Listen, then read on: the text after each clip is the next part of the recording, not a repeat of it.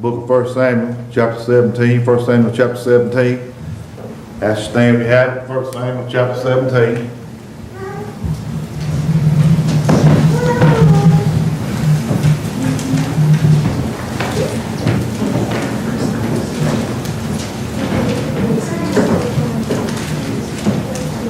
First Samuel, not 3rd Samuel, there is no 3rd Samuel. 1 Samuel. There's no 3rd Kings either. First. You one got up here and read all and done all the books of the Bible out loud, ain't you? First Samuel. First. Okay. Y'all done got We paid. are saying first. I told him first, Lisa, that's it. Chapter what? I said first. 17. 17 verse what? I hadn't told you yet. You find Samuel on 17, we'll talk about the rest in a minute.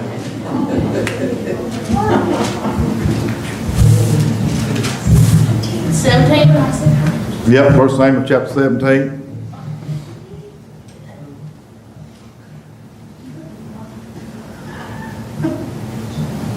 You got it? Say amen. Then you got to say, hold on. I'm still looking for 3rd Samuel. Hold on. I didn't say third. Okay, I believe you. Just need to enunciate more clearly.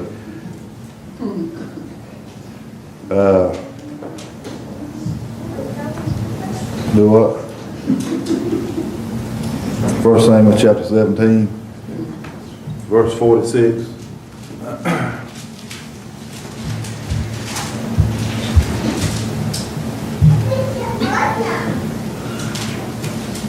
Verse 45.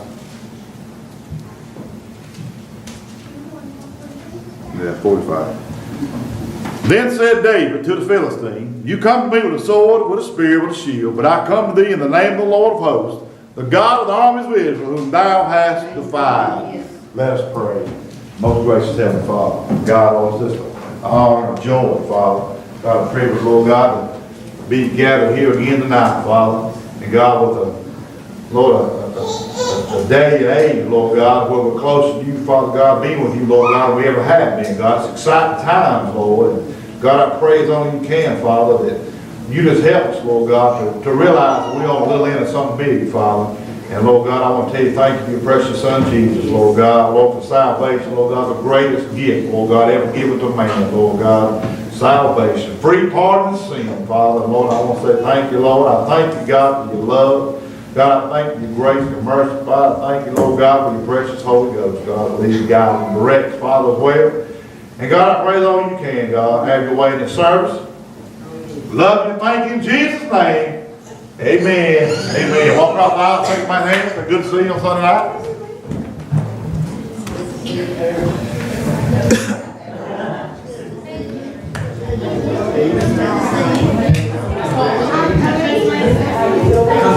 My finger on it. It's not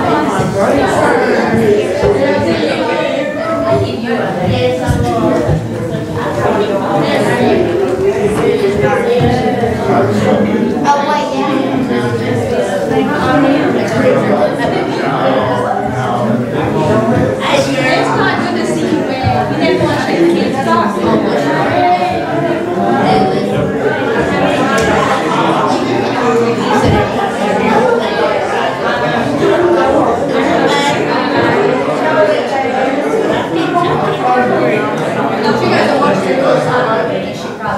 When she first started doing it, I prayed to watch her.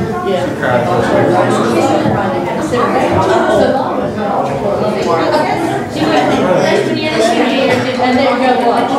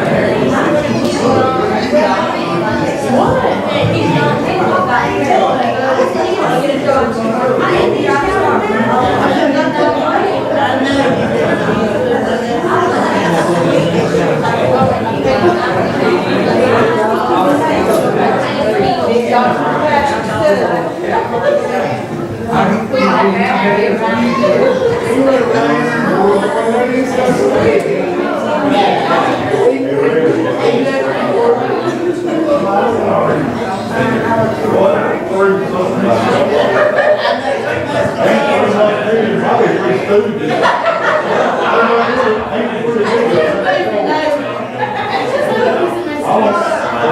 you throw that ball, I'm working on it. A big old mess, I guess, but. First Samuel chapter 17, and if God will be a helper tonight, want to focus on simple thought of the giant in front of you is never bigger than God. The giant in front of you is never bigger than God.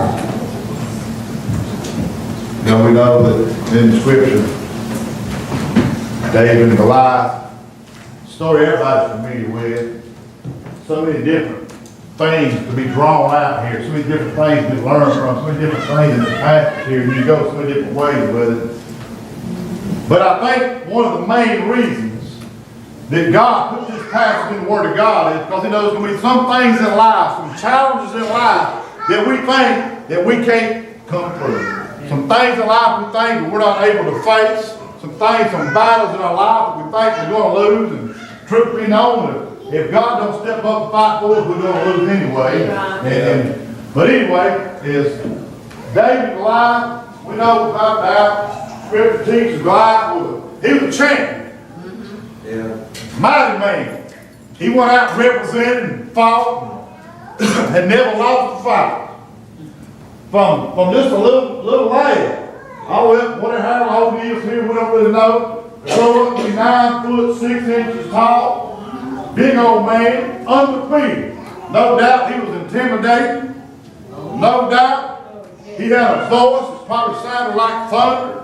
No doubt his weapons, he would take down men after men after men with his sword. He was always protected with his shield, no doubt. He was the ultimate warrior. Ultimate warrior. And without a doubt, everybody knew that if they could take him down, they would be the man. They could take him down. They could have the keys to the kingdom. If they could take him down, they could have whatever they wanted.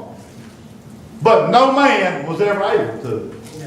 One by one got slayed, the child him one by one by the way of the grave. Everybody come up against him went down. So when I see that, I think about how when we face sin head on without the Lord, every time we're going down. Every time we're going to lose. Every time our brothers we're going to get whipped, going to get our feelings hurt, going to have some things taken away, we're going to lose some stuff when we go against sin head on without Jesus. Well, we know that Goliath come out for 40 days. And the Bible said he taunted them, and taunted them, and taunted them. And they sat back and they took it, and they took it, and they took it. You know that's what sin will do if you don't deal with sin? Sin will taunt you, and taunt you, and taunt you, and taunt you, until you deal with your sin. Matter of fact, we know that the Bible said he'd come out, he would call for anybody to come out and want to challenge him, anybody want to fight him. And you'd have thought, out of all those people who's supposed to be on the Lord's side, somebody would have stepped up. I can't help but think that everybody, when they was back in their barracks, was all there going, oh, I'm going to take him down. I'm going to take him down, I'm going to whoop him, I'm going to be the one. And then when they got put on the spot, somebody else won't fight him, they ain't going to do it. You know, it's the same thing I look, I think, how often in life, when we face challenges, you know, if God has called a man or woman to do something, no matter what comes up against you, do it. Do it. Because this is what happened. If God calls you to do something in the dark, honey, He's calling you to do it in the light as well. That's right. Not just in secret, He's calling you to do it in open. And what happens so many times is when God calls a man to do something in secret and they won't do it in open, what God do? He'll take that gift from somebody that will not use it and give it to somebody that will. And I see this, and all these people had all these chances, but not one would step up. And when I look at that, I see once again a picture of a coward, a blowhard, one who would run their mouth and say they're going to do this, going to do that, and then as soon as trouble comes, his trail gone. Well, They took it and took it and took it. But when Goliath made his mistake, it's when he dared defy the army of Israel. Yeah. When he come up against the Lord. The Bible said when David heard this, he stepped up and said, is there not a cause? He said, wake up, you bunch of yellow-bellied cowards. He said, is there not a cause to fight for the Lord? He said, I was okay with him running all y'all down. I was okay with him running my family and friends down. But when he started talking about my God, how you about to mess up, how he's about to get on. And I can see David as well step up. Everybody was laughing, brothers laughing, said, you just want the glory. That's all it is. You just come up here and run your mouth. You don't want to fight. You know, that's funny because in life so often, we get a lot of people that say they want to do this and they want to do that. And you know how I find out the quick, surefire way? Just let them do it and find out real fast. Yes, amen. Somebody said, God called me to sing. The surefire way is let them get up and sing. Yeah. Because you'll know about 2 seconds after they get up there whether or not God's in it or not. And here David was now. He had an opportunity, a chance to stand up for the Lord. And he did. Now, this is what you got to understand. Is that sin and Satan, no doubt, would challenge every one of us. Sin would challenge your beliefs, your faith, your morale, where you stand. Matter of fact, without a doubt, it would challenge your integrity. Yeah. I think that's what God is looking for in 2017. He's looking for some men and women in Jesus that's got some integrity, that says, you know what? I don't care how big the giant is that comes at me, because the God I serve, He's able. The God I serve, He's bigger than that giant, and the God I serve is going to fight for me, and the God I serve is going to lay that giant down. The God I serve is going to deliver me. The God I serve is going to make a way. The God I serve is going to take him down. The God I serve is going to give me the power. The God I serve is going to give me the strength. The God I serve, He will deliver me. And I'm going to tell you what we got to do. We got to get back to realizing that the God we serve saved us for a reason, because we all got things that we got to take on head on. We all got giants that we got to face, and we got to understand that the God inside of us, He is able. He is able all by Himself to wipe away, to destroy any giant in our life, any sin in our lives. And it's funny because Goliath is mentioned by name, and Goliath had 4 other brothers as well. Because the thing about sin is this: if you do not deal with sin, it gets worse, it gets worse, and it gets worse. Look at David. The Bible said that King David, at the time of war, stayed behind. His first mistake as a king, he was supposed to lead by example. So his first problem was he was a liar. He lagged behind. He got lazy. So he was a liar and he was lazy. Then next thing you know, he saw a woman naked, stepped out, watched her. He went from being a liar and lazy to being a luster. You see how when you don't deal with one sin, it brings another thing, brings another thing, opens the door, brings another, and that thing was just all jacked up. We have another story of it. Not only was he a luster, he become a liar. Not only become a liar, he become a murderer. Not only become a murderer, he become a daddy out of wedlock.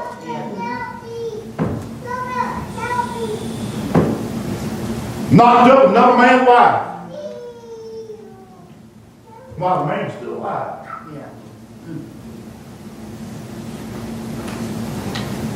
Then as soon as he got that man killed, he became a murderer, put him on the front line, let him get killed. And then as soon as he got killed, he took her and married her. Didn't waste no time at all, did he? No. Look at all that sin that happened in about 23 verses. Yeah. I'm talking bam, bam, bam, bam. Yes. And the Bible said now that even though all this sin happened, he was still God's anointed. Yes. Still God's man, still God's baby, still an apple. That's a beautiful picture. David is the only one ever called the apple of God's eye. Yeah. And yet he was all messed up in sin. And if he would have dealt with his sin when he had the chance, it would have spread God's hand like it did. Yeah. Well, we know as well, I'm going to get back to Goliath in a minute, hold on. Is that as a result of this sin, this is what we got to understand. As a child of God, when you sin, Yes. there's a penalty. Yeah. As a result of sin, God took the life of his child. Yes. Yeah. The scripture said, David, he was all tore up. They men come to him and searched, scared to death of him, come to him foul. He looked at him and said, hey, what's up? Then your boy ain't dead. And the scripture said, he cleaned himself up. Nathan the prophet come to him, this is what Nathan told him. Nathan said, the only reason that God ain't gonna kill you, because you know how to repent. That's the key Yes, it is. to everything and have a relationship with God. Is when you mess up, repent. Yeah. And repent means you turn. Yeah. See, that's the key right there. Yeah. When you repent from sin, you don't keep on hanging out with it, looking at shaking. When you repent from sin, you turn and you go the other way. Amen. Yes. So David repented from sin, but his baby still had to die. Yes. Servants come to him and told him that he's dead. Scripture said David fixed himself all up, combed his hair, looked all good, and men come to him and said, why now that your baby is dead, are you all good? This is what it said. Because David had made himself right with the Lord. David said, I can't bring my baby back. Yes. But I tell you what I can do. Bless God, when I die in Jesus one day, I'm going to go where he's at. We got to keep our eyes and minds open and don't let sin. You got to understand, we all going to sin. Yes. The Bible said we find pleasure in sin for a season. Yeah. But the thing about season is they run out. The peace that Jesus can give, it don't never run out. That's right. Yes, right. And here David is now, on the battlefield, getting ready to face this giant, one of his many giants, and everybody was laughing at him. Have you ever had God tell you to do something, and everybody start laughing at you? You know why? Because everybody ain't on the same level as God.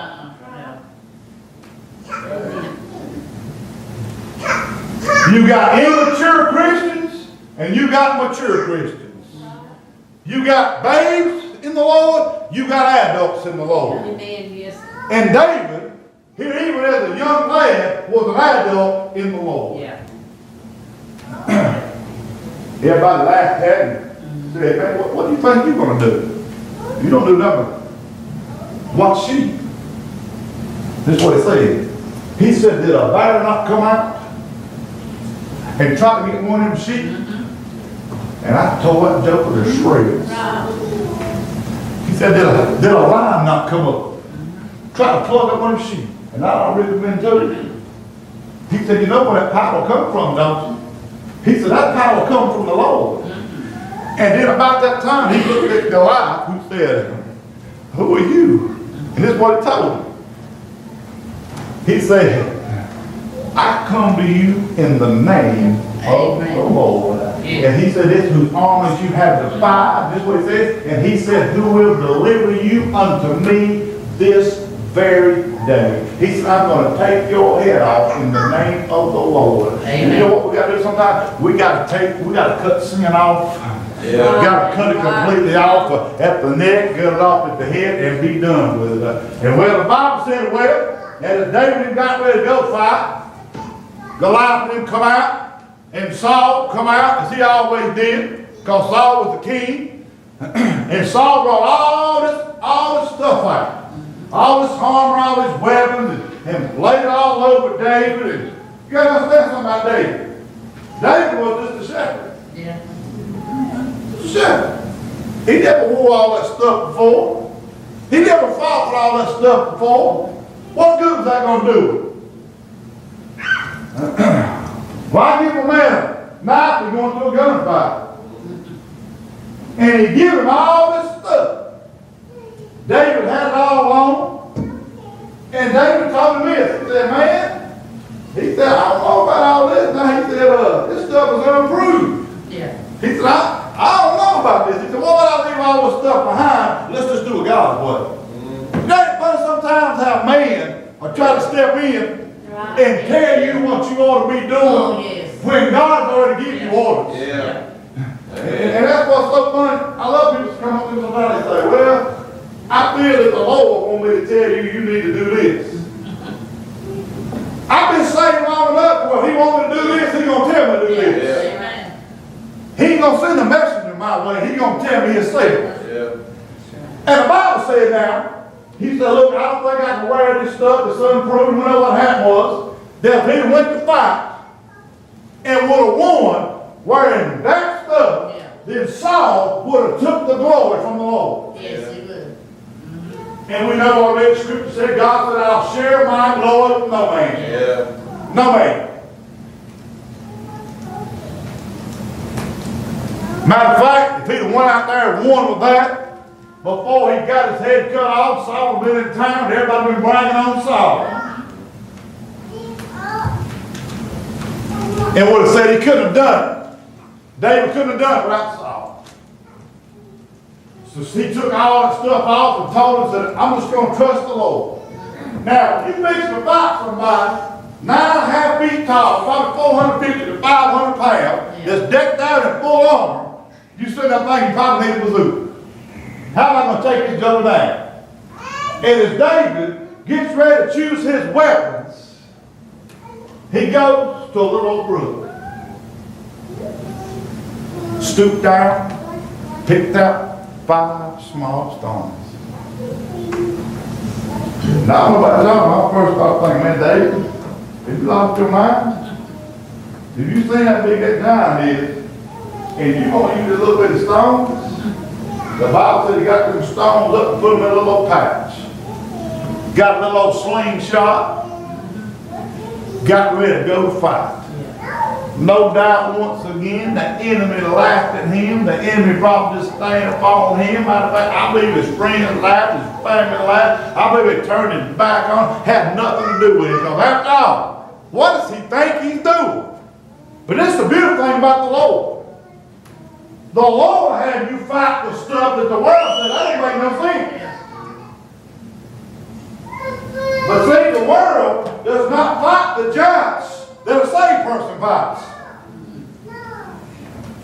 Because the world enjoys the sin that a born-again child of God faces every day. But as a child of God, what we got to do is, we got to go to our pouch. We got to pull our stones out, get our sling ready, and get ready to fight. All through the scripture, God not one time ever called his child to retreat. You either stay in your ground or you press on. And you press on and keep moving forward. But you never back up and backpedal if you truly trust in the Lord. No wonder the scripture said, be still and know I'm God. He didn't say back up, he said, be still. Stop. And here David was now, went out on the battlefield, and that giant come at him. And if they'd have been in Las Vegas, the odds would have been crazy. How much money had been put down on Goliath, and how fast he was going to kill David. And see, that's the thing about it. When you get so caught up in everything else, you forget about God. Yeah. That's true. I promise you, since that fight between David and Goliath, some 5,000, 6,000 years ago, I promise you that Goliath ain't forgot about God. And the Bible said that they went out and fight. Fighting day. Everybody out gathered around and watch. Because that's what the world does. When sin comes at you, the world watches. Yeah. You say you're a child of God, the world watches. How we deal with sin. How we deal with attacks from the enemy. The Bible said David went out with a little old sling. Goliath looked at him and said, this day, he said, I will feed you to the fowls of the air. He said, you're good as dead.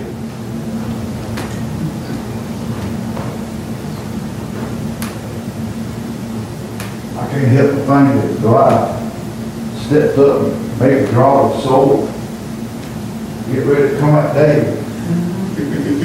David didn't have to say a whole lot. He let God do all the talking for him. And I believe he looked at little old David and said, I got this. I believe about that time Goliath got a little tap on the back.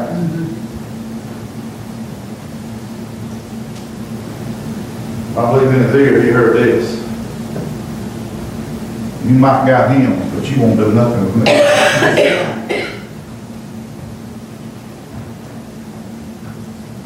The scripture says David wound that sword, wound the sling up. And so many people say, well, the reason he had 5 stones, can't he miss? That's a lie of hell. That's right. There was no way he was going to miss. That's right. Because God was behind that stone. Yes. Like I said, he had 4 more brothers that take care of him. Yeah. I'm convinced that he could have turned away from the giant and thrown it the other way, and Goliath still have got hit and killed. Yeah.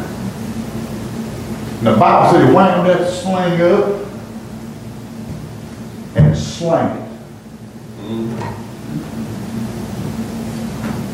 No doubt everybody's like, what? Till they heard.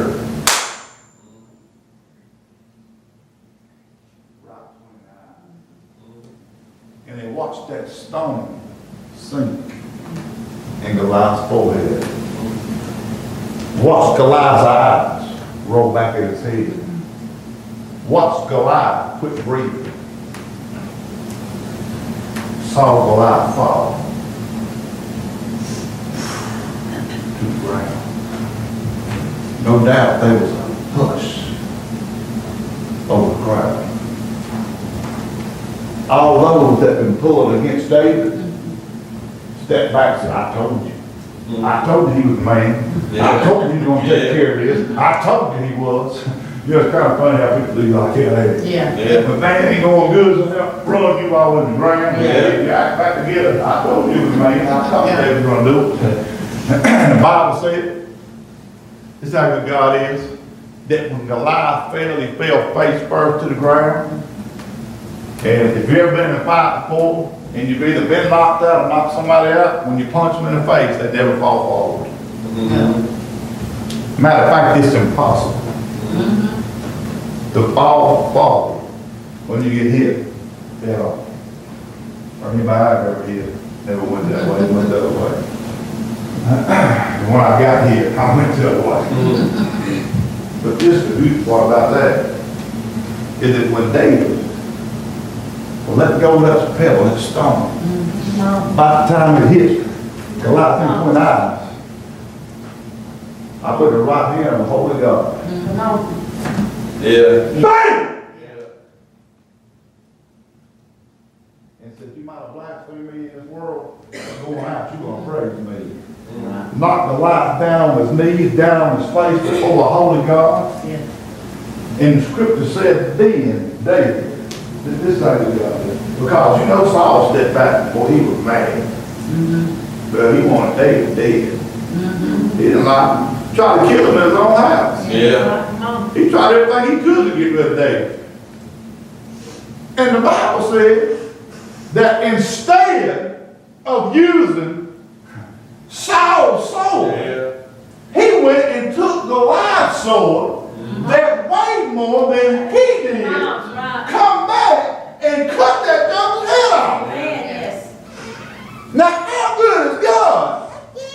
that he'll take the enemy's weapons, give them to you, and you use them against the enemy. Yeah. So not only the scripture said, did he cut his head off, but when he cut it off, he reached down and grabbed hold of it and walked back into town with it. Now what about else? A man that tall had to have a 50-pound head. Yeah. So picture Goliath, no head, laying on the ground, and David had his head in one hand and Goliath's sword in another.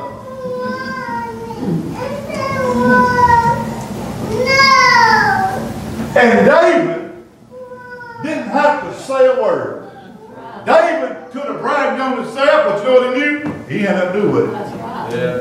Because the fight did not belong to him. The fight belonged to the Lord. Yeah. And the scripture says later that David and Jonathan took care of the rest of Goliath's brothers. They killed him as well. Because they knew this, that you cannot stop. See, we can't pick and choose which sins we want to keep in our lives. They all got to go. Yeah. Because I come tell you something, ain't none of them place with God. Yeah. So if he'd have stopped with Goliath, then Goliath's brother would have come back home.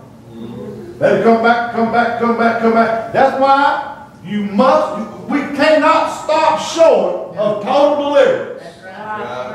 We so satisfied on just getting help and what we needed, but we come up short on total submission. Yeah. That's right. Total deliverance. We come up short. And what God's saying the whole time, He's saying, do you want all of me? Or do you just want part of it? I think about it in Nehemiah. The Bible talks about it way down in the ankle deep water. Went on out a little bit farther. Got up to his thigh. Bible went out a little bit farther, come up to his loin. Went out a little bit farther, come up to his chest. Next thing you know, the Bible says he was totally submerged, totally underwater, and that is where God wants every one of his children. He don't want you to be in ankle deep. He don't need you in knee deep. Don't need you in halfway. Don't need you in chest deep. God wants you to get all the way in. Oh, get all the way out. Yes, he does. Amen. And no doubt David, he got all the way in. Yeah. And when he got all the way in, is when he got his deliverance. Yeah. So I don't know what nobody needs tonight. I read out the Bible tonight, didn't I? Yes. I think I did. I thought, oh Lord, have mercy on you. Go to the Bible. Okay. I was going to make sure I read something out of the Bible. I was like, I read something real fast. You did. But I want to tell you something. God wants to deliver us completely. Yes, it does. Yes. Not Yeah. stop short.